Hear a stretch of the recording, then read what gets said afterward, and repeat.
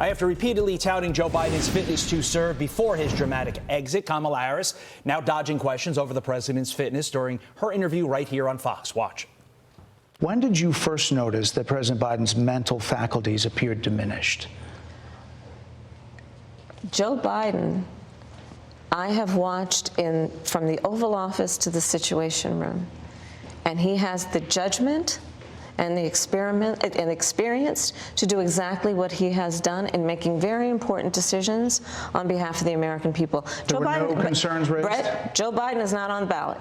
Just part of a 27-minute interview there. James Comer is the chairman of the House Oversight Committee, and he joins us now. Congressman, good morning to you. So her goal coming on Fox News was to speak to our viewers, who include Republicans, Democrats, and independents, and make the pitch for them to vote for her in the election come November. So do you think that she was successful in doing that? I do not. She's done so few interviews in her career, especially during her time as vice president. The American people are curious. They want to see if she can answer questions articulately, if she's a real person, if she's intelligent. And I don't think she came away from that interview with any point at a time when the momentum is clearly on Donald Trump's side. I've been saying this for a week and a half. I didn't know how the election was going to turn out.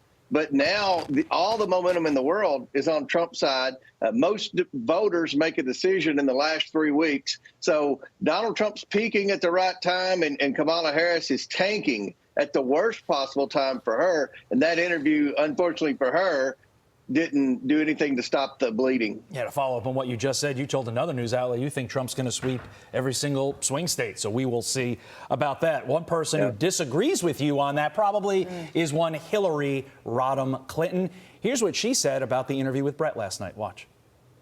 What I'm seeing is a person who has the character, the values, the temperament, the discipline to be an absolutely first-class president. And that's what I want the American people to see as well. She is doing exactly what she should and must do.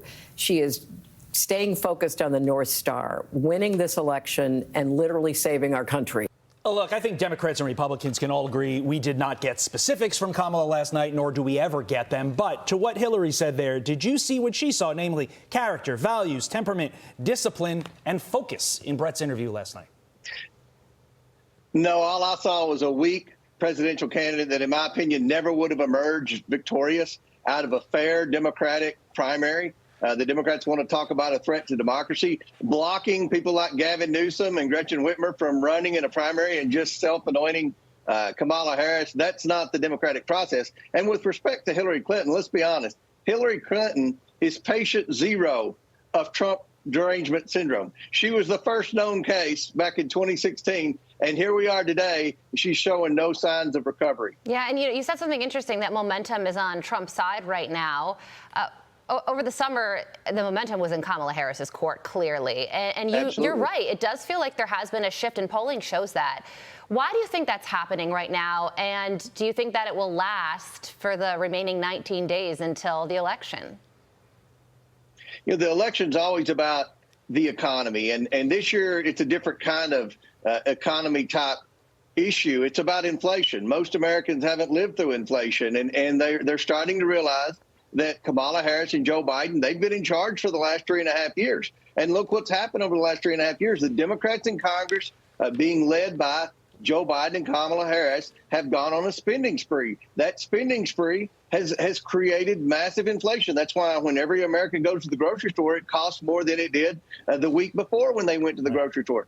This is 100% a result of bad policies of the Biden-Harris administration. People remember back to the 4 years of the Trump administration, and they're asking themselves, which administration was I better off personally in? Was it the Trump administration or the Biden-Harris administration? And people are coming to the realization that they were better off under Donald Trump. Crime was lower during Donald Trump. We had a secure border under Donald Trump. Right. And I think they're going to come home and vote for Donald Trump in 2.5 weeks. Before I let you go, election officials in southern states grappling with the fallout from dual hurricanes. Some ballots now potentially lost in the mail. There's also the issue, if your roads are blown out by this hurricane, can you even get to a polling place? So, Congressman, in the 20 seconds we have remaining, how can we ensure that no one is disenfranchised because they're a hurricane victim? I think that people in those states need to vote early. They need to be able to vote in person the first day that's available, and that's rapidly approaching. Because if an absentee ballot was mailed out and they didn't receive it, then there could be some controversy and question about whether or not they're allowed to vote. So they need to be able to have plenty of time to take care of that. This election is too important not to vote, and hopefully those people that have had such a hard time will be able to make time to go vote. I'm Steve Ducey. I'm Brian Kilmeade. And I'm Ainsley Earhart. And click here to subscribe to the Fox News YouTube page to catch our hottest interviews and most compelling analysis.